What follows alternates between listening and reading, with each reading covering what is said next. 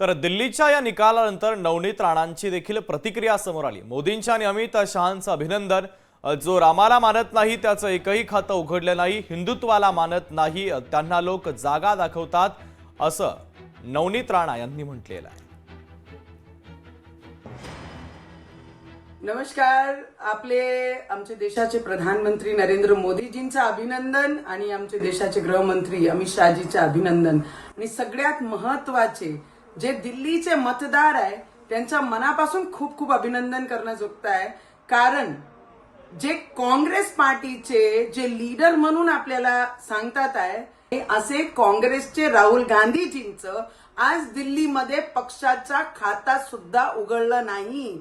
आणि जे खोट्याची राजनीती करतात असे केजरीवाल ज्यांचा आज स्वतःला निवडून आणू शकल्या। लोकशाही मराठी ऐका, पहा, जागरूक रहा।